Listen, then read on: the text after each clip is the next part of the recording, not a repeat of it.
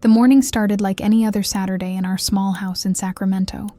I was out back with the garden hose, giving the tomatoes their weekly drink and checking on Mom's roses that she'd been so proud of before she passed.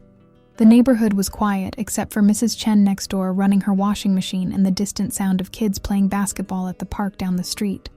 I was adjusting the sprinkler when this loud bang echoed from the front of the house. It wasn't unusual, really. Our street saw delivery trucks all the time, and sometimes the garbage collectors got a little rough with the bins. I figured it was nothing and kept working on the plants. The roses needed extra attention since they'd been looking a bit wilted lately. When I finally made my way around to the front, wiping my hands on an old dish towel, I saw my sister Camilla standing next to her white Corolla. She was just staring at the car like she'd seen a ghost. Her shoulders were hunched up, and she had this weird expression on her face that I couldn't quite read. "Hey, what's wrong?" I called out, walking down the driveway toward her. That's when I saw it. A deep, jagged scratch ran along the entire driver's side of her car. It looked nasty, like someone had taken a key, or maybe a screwdriver, and just dragged it from the front door all the way to the back. The white paint was scraped away, showing the metal underneath. "Oh man, that's rough," I said, getting closer to look at the damage. "When did this happen?" Instead of answering, Camilla turned to look at me with this expression I'd never seen before. Her eyes were narrow, and her mouth was set in a tight line. She wasn't sad or frustrated like I expected. She looked angry, really angry.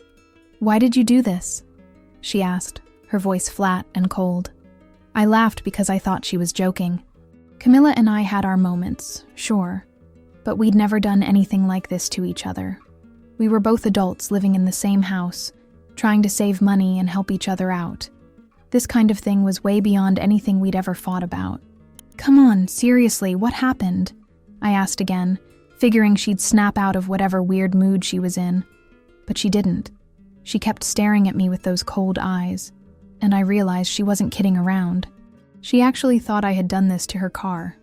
"I know it was you," she said, running her finger along the scratch.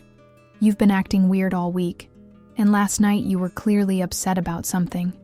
This is how you deal with things, isn't it?" I felt my stomach drop. Last night we'd had a small disagreement about whose turn it was to buy groceries. Nothing major.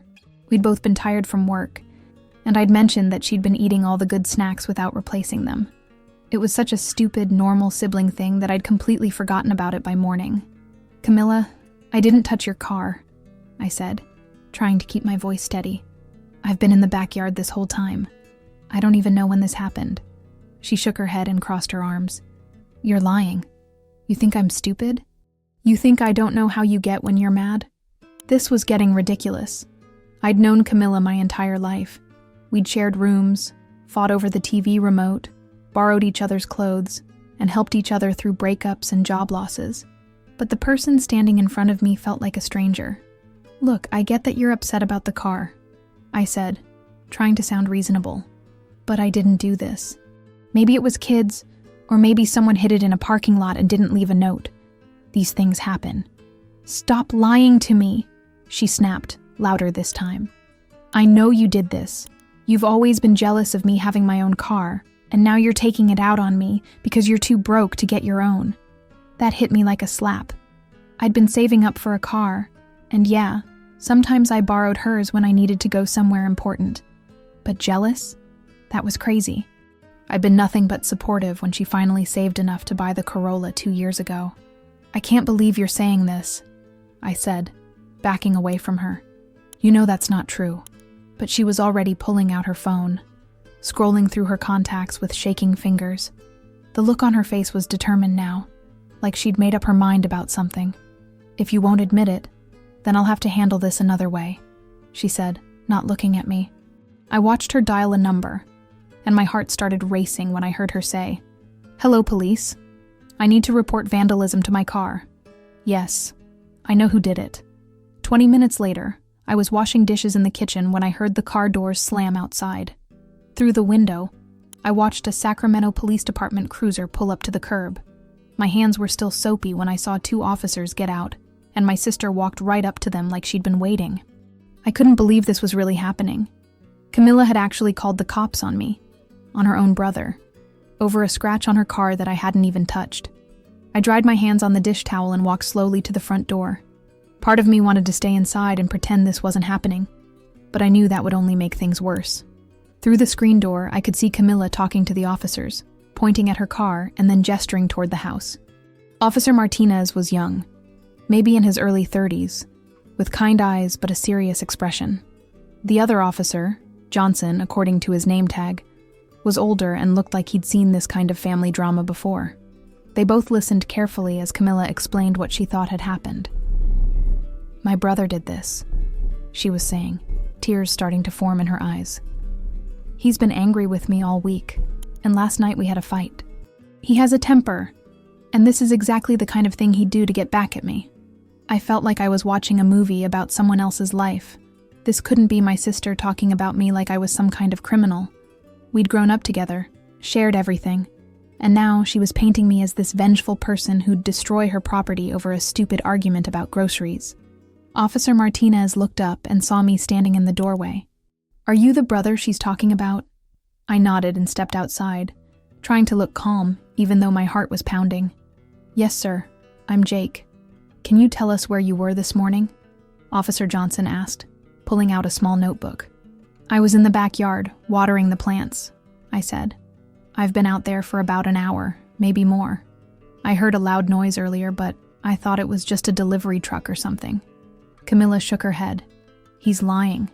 He's always been jealous that I have my own car, and he doesn't. Yesterday he was complaining about having to ask me for rides, and he got really mad when I said I couldn't drive him to work next week. That wasn't even close to what had happened. I'd mentioned that I was hoping to buy my own car soon, so I wouldn't have to rely on anyone else for transportation. She'd been supportive, or at least I thought she had been. "Sir, did you damage your sister's vehicle?" Officer Martinez asked directly. "No, I didn't," I said, looking him straight in the eye. "I didn't even know about the scratch until I saw her standing next to the car about an hour ago." Officer Johnson was examining the scratch, running his finger along it like Camilla had done. "This is pretty deep. Looks like it would take some force to do this much damage." "Exactly," Camilla said, "and he's strong enough to do it. He works construction, so he's used to using tools." I couldn't believe she was using my job against me. I'd been working construction for 3 years, saving money so we could both have better lives. I'd even helped her move into this house when she couldn't afford the deposit on her own. "Can anyone verify where you were this morning?" Officer Martinez asked. That's when I remembered. My heart jumped a little because I suddenly realized I might have a way to prove what really happened. "Actually, yes," I said, trying not to sound too excited. "We have security cameras. My dad installed them a few months ago after there were some break-ins in the neighborhood. They record everything that happens in the driveway." Camilla's face went pale, like really pale. For a second, she looked almost sick. "The cameras record continuously?" Officer Johnson asked. "Yeah, they save everything to a hard drive in the house. We can go look at the footage right now if you want." I watched my sister's expression change from confident to something I couldn't quite identify. She looked scared, but also confused, like she was trying to figure something out. "That would be very helpful," Officer Martinez said. "Can you show us?" As we walked toward the house, I noticed Camilla hanging back a little. She wasn't walking with the same confident stride she'd had when the officers first arrived. Something had changed in her demeanor, and I was starting to get a bad feeling about what we were going to see on that recording. The officers followed me into the living room where Dad had set up the security monitor. It was a simple system, nothing fancy, but it captured everything that happened in the driveway and most of the front yard. I powered it up and started scrolling through the morning's footage. "What time do you think this happened?" I asked, looking at the timestamp. "It had to be sometime between 7 and 8 this morning," Camilla said quietly. "That's when I went out to get something from the car." I fast-forwarded to 7 o'clock and let it play at normal speed. We all watched the screen intently, and I have to admit, part of me was nervous. What if somehow the cameras hadn't caught anything? What if there was some technical glitch? But then I saw movement on the screen, and everything became crystal clear. At 7:23 a.m., according to the timestamp, Camilla appeared on the screen. She was wearing the same blue jeans and gray sweater she had on now, walking casually toward her car with her keys in hand. Nothing seemed unusual at first. She opened the driver's door and got in, just like she did every morning when she left for work.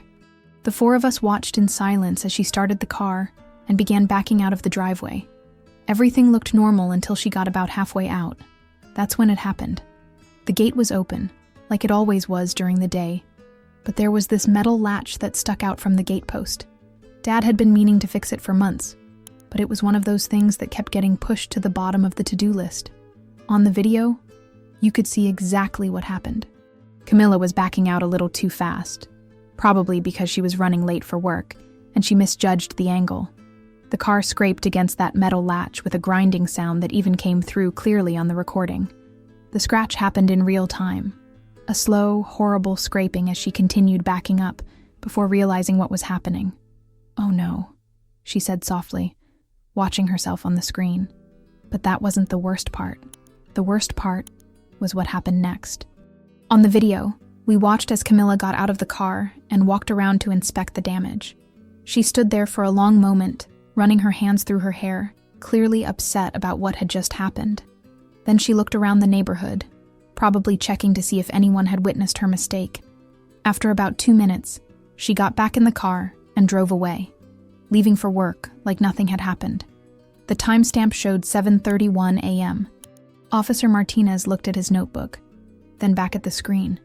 "Ma'am, you said you discovered this damage around 8 this morning?" Camilla was staring at the floor now, her arms wrapped around herself. I forgot that I'd already left for work. I came back around 8 because I'd forgotten my lunch. But you told us your brother did this out of anger," Officer Johnson pointed out. "You were very specific about that." The room was completely quiet, except for the hum of the air conditioning. I was watching my sister fall apart in front of 2 police officers, and I didn't know what to feel. Part of me was relieved that the truth was out, but another part of me was heartbroken watching her realize what she'd done. "I panicked," she said finally, her voice barely above a whisper. "When I saw the scratch again this morning, I couldn't face telling everyone that I'd been so careless. I was already stressed about money, and I knew this was going to cost hundreds of dollars to fix." "So you decided to blame your brother instead?" Officer Martinez asked, not unkindly, but directly. Camilla started crying then, not the angry tears from before, but the kind of crying that comes from shame and regret. "I don't know why I did it. I just got scared, and Jake was there, and I thought if I could just blame someone else, maybe I wouldn't have to deal with it." I sat down on the couch, feeling like all the air had been sucked out of the room. My own sister had been willing to let me get arrested, maybe even charged with vandalism, just so she wouldn't have to take responsibility for an accident. "I'm sorry," she said, looking at me for the first time since we'd started watching the video. "I'm so sorry, Jake. I don't know what came over me." Officer Johnson closed his notebook and looked at both of us. "Well, the video clearly shows what happened. There's no crime here, just an accident and a misunderstanding. What about filing a false report?"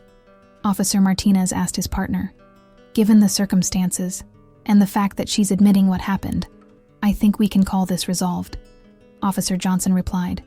"But ma'am, you need to understand how serious this was. Your brother could have been arrested based on your accusation." Camilla nodded, wiping her eyes with the back of her hand. I know how bad this is." The officers gathered their things and headed for the door. Officer Martinez handed me his card. "If you need this incident documented for any reason, give us a call. We'll make note that the matter was resolved." After they left, the house felt incredibly quiet. Camilla was still standing in the living room, looking lost and ashamed.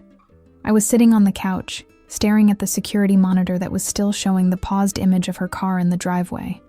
"Jake," she started to say. "Don't," I said, holding up my hand. "Just don't right now." I needed time to process what had just happened. My sister, the person I'd trusted more than anyone else in the world, had been willing to destroy my reputation and possibly my freedom because she was embarrassed about scratching her car. The betrayal felt like a physical pain in my chest. She stood there for another minute, maybe hoping I'd say something else, but I couldn't. I was too angry, too hurt, and too confused to have any kind of reasonable conversation. Finally, she walked away, and I heard her bedroom door close quietly down the hall. I sat in the living room for a long time, replaying the morning's events in my head and trying to understand how everything had gone so wrong so fast. The rest of that Saturday felt like walking through fog. I couldn't focus on anything. I tried watching TV, but nothing held my attention. I attempted to finish the yard work, but every time I looked at the gate where Camilla had scraped her car, my stomach churned. The whole scene kept replaying in my mind like a broken record. By evening, I'd barely seen her. She'd stayed in her room most of the day, only coming out once to grab something from the kitchen. When she saw me sitting at the table with a sandwich, she quickly grabbed a yogurt from the fridge and disappeared again without saying a word. The silence between us was so thick you could cut it with a knife. Sunday wasn't much better. I got up early and went for a long walk around the neighborhood, partly to clear my head, and partly to avoid another awkward encounter. When I came back, Camilla's car was gone. A note on the kitchen counter said she'd gone to our cousin Maria's house and would be back late. I spent the day cleaning the house, doing laundry, anything to keep my hands busy. But my mind kept going back to the same questions. How long had she been willing to let me take the blame? If we hadn't had those security cameras, would she have let me get arrested? Would she have eventually told the truth? Or would she have stuck to her story? The worst part was remembering how convincing she'd been. The tears, the detailed story about my supposed jealousy, the way she'd painted me as someone with anger issues. She'd known exactly what buttons to push to make her story believable. That scared me more than anything else. Monday morning, we both had to get ready for work at the same time. The bathroom schedule we'd worked out months ago suddenly felt like navigating a minefield. She showered first, like always. But instead of chatting through the door about our plans for the day, there was just silence. When she came out, she kept her eyes down and mumbled something about leaving my coffee in the pot. At work, I couldn't concentrate. My buddy Mike noticed right away that something was wrong. We'd been working together for 2 years, and he knew me well enough to tell when I was off my game. "You look like hell," he said during our lunch break. "What's going on?" I told him the whole story. Mike listened without interrupting, occasionally shaking his head or raising his eyebrows. When I finished, he was quiet for a long moment. "Man, that's rough," he said finally. "Family stuff is always the worst because you can't just walk away from it, you know?" That hit me right in the chest. He was right. If this had been a friend or a coworker, I could have cut them out of my life completely. But Camilla was my sister. We shared the same house, the same childhood memories, the same last name. You can't just erase that kind of history. The thing is, I told Mike, I keep thinking about all the times she's had my back over the years. Like when I got fired from that warehouse job, she let me borrow money for rent. When I was dating that crazy girl Jennifer, Camilla was the one who helped me see how toxic that relationship was. But this is different, Mike pointed out. This wasn't about money or relationship advice. She was willing to let you get arrested for something she did. That night, Camilla got home from work around the same time I did. We ended up in the kitchen together, both trying to figure out dinner. The normalcy of it felt strange after everything that had happened. "There's leftover spaghetti in the fridge," she said, not looking at me. "Okay," I replied, opening the refrigerator. "I'll probably just make a sandwich." We moved around each other carefully, like we were strangers sharing a small space. She heated up her leftovers while I made a peanut butter sandwich. We ate at opposite ends of the kitchen table, both pretending to be very interested in our phones. The silence was deafening. Usually we'd talk about our days, complain about work, or make plans for the weekend. Now we sat there like two people who barely knew each other. After dinner, she washed her plate, and I washed mine. No teamwork, no casual conversation, just two people going through the motions of sharing a living space. That became our routine for the next week. Polite, but distant. We'd exchange necessary information about bills or household stuff, but nothing personal. No jokes, no casual complaints about work, no planning what to watch on TV. We were like roommates who'd answered the same Craigslist ad but had nothing in common. I started spending more time at Mike's place after work, just to avoid the awkwardness at home. He had a nice setup with a big TV and a pool table in his garage. It was easier to be there than to sit in my own living room feeling like a stranger in my own house. But even when I was having fun, shooting pool, or watching basketball, Part of my mind was always back at home, thinking about Camilla and wondering if things would ever go back to normal between us. The hardest part was that I missed her. I missed my sister, the person I'd grown up with, the person I'd trusted completely. But I didn't know if that person was real anymore, or if she'd just been good at hiding this side of herself. Friday night, I was in my room reading when I heard a soft knock on my door. It was the kind of hesitant knock Camilla used to do when we were kids, and she wanted to borrow something but wasn't sure if I'd say yes. "Jake?" Her voice was small, almost childlike. "Can I talk to you?" I'd been expecting this conversation for a week. Part of me had been dreading it, and part of me had been hoping it would happen soon so we could get past this weird phase we were stuck in. "Yeah, come in." She opened the door slowly and stood in the doorway for a moment, like she was asking permission to enter my space. She looked tired. Her hair was pulled back in a messy bun, and she was wearing an old Sacramento Kings t-shirt that used to belong to our dad. "Can I sit down?" she asked, gesturing to the chair by my desk. I nodded and closed my book, giving her my full attention. She sat down carefully, perching on the edge of the chair like she might need to run away at any moment. For a long moment, neither of us said anything. I could hear the neighbors next door watching TV, and somewhere down the street, someone was mowing their lawn, even though it was already getting dark. "I've been thinking about what happened," she said finally, her voice barely above a whisper. "All week, I've been trying to figure out how to explain it to you, but I don't think I can." I waited for her to continue, but she seemed to be struggling with finding the right words. "I was so scared," she said, and her voice cracked a little. "When I saw that scratch, I just panicked. I knew it was going to cost so much money to fix, and I'm already behind on my credit card payments. I felt like such an idiot for being so careless." She paused and took a shaky breath. "But that doesn't excuse what I did to you. Nothing excuses that." I could see tears forming in her eyes, and despite everything, I felt my heart soften a little. This was the sister I remembered, the one who used to cry during sad movies and who always felt terrible when she hurt someone's feelings. "I keep thinking about what would have happened if we didn't have those cameras," she continued. "You could have been arrested. You could have had a criminal record. And I was going to let that happen just because I was too proud to admit I made a mistake." The tears were falling now, silent, but steady. She wasn't trying to hide them or wipe them away. They just rolled down her cheeks while she talked. "I called in sick to work yesterday because I couldn't stop thinking about it," she said. "I spent the whole day trying to understand why I did something so horrible to you. You've always been there for me, Jake.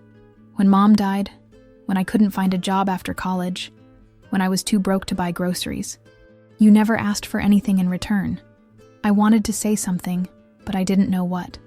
Part of me wanted to tell her it was okay, that I forgave her, that we could move past this. But another part of me was still angry, still hurt by how easily she'd been willing to throw me under the bus. "I talked to Maria about it," she said, referring to our cousin. "She said I should give you space, that you'd talk to me when you were ready. But I can't stand this silence anymore. I can't stand knowing that I destroyed your trust in me." She leaned forward in the chair, her hands clasped tightly together.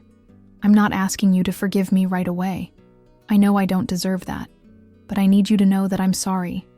I'm so sorry for what I did to you." I sat there looking at her. This person who'd been my partner in crime growing up, who'd taught me how to ride a bike, and who'd covered for me when I broke Dad's favorite mug. She looked so small and broken, nothing like the confident, angry person who'd accused me of vandalizing her car. "I believe that you're sorry," I said slowly, "but I don't understand how you could have done it in the first place. You know me, Camilla. You know I would never do something like that to you." She nodded, wiping her eyes with the back of her hand. "I know. That's what makes it so much worse. I know exactly who you are, and I still chose to lie about you." "But why?" I asked. "I get that you were scared about the money, but why did you have to make me the bad guy? You could have just said you didn't know what happened." She was quiet for a long time, thinking about her answer. "Because blaming you made it not my fault anymore," she said finally. "If I could convince everyone, including myself, that you had done it out of anger, then I wasn't the idiot who scraped her car on the gate. I was just an innocent victim." The honesty of that answer hit me hard. It was ugly and selfish, but it was real. She wasn't trying to make excuses or paint herself in a better light. She was telling me exactly what had gone through her mind, even though it made her look terrible. "I've been seeing a therapist," she said suddenly. "I made an appointment on Tuesday. I know I have problems with taking responsibility for things, and I want to work on that. I can't promise I'll never make mistakes again, but I want to be better." I appreciated that she was trying to get help, but I also knew that therapy wasn't a magic fix. It would take time, and there was no guarantee that she wouldn't panic and throw me under the bus again the next time something went wrong. "I'm glad you're getting help," I said, "but I need you to understand something. Things can't just go back to the way they were before. I can't pretend this didn't happen." She nodded sadly. "I know. I just hope that maybe, eventually, we can find a way to be brother and sister again, even if it's different from before." After she left my room, I sat there for a long time thinking about what she'd said.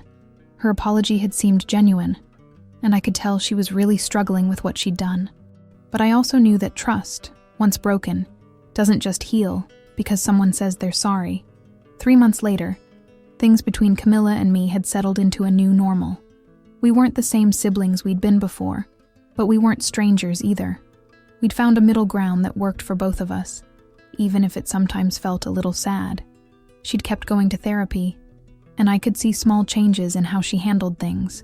When she accidentally broke one of our good dinner plates, she immediately told me about it instead of trying to hide it or blame it on something else. When she was running late on her share of the electric bill, she came to me right away instead of letting it slide and hoping I wouldn't notice. These were small things, but they mattered. They showed me that she was actually working on becoming more honest and responsible, not just saying she would. We'd also developed new routines that gave us both space while still functioning as a household.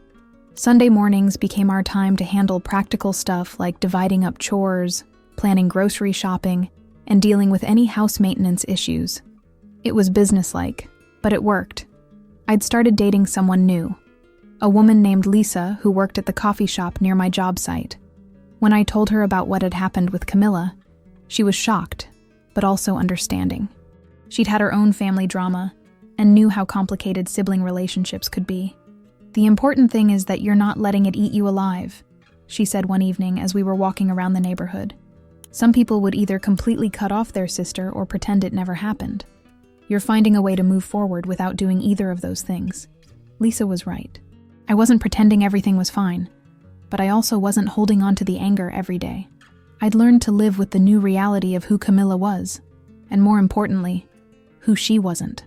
One Saturday morning, I was working on fixing the gate latch that had caused the whole problem in the first place. It was a simple repair that Dad had been putting off for months, but after everything that happened, I wanted to get it done.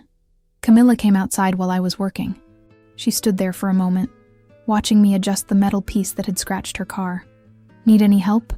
she asked. "I think I've got it," I replied, testing the latch to make sure it was secure.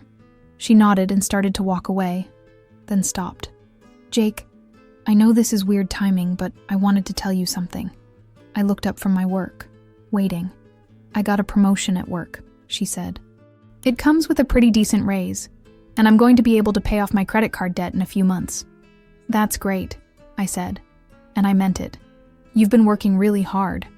The thing is," she continued, "I keep thinking about how different things might have been if I'd gotten this promotion before the car incident.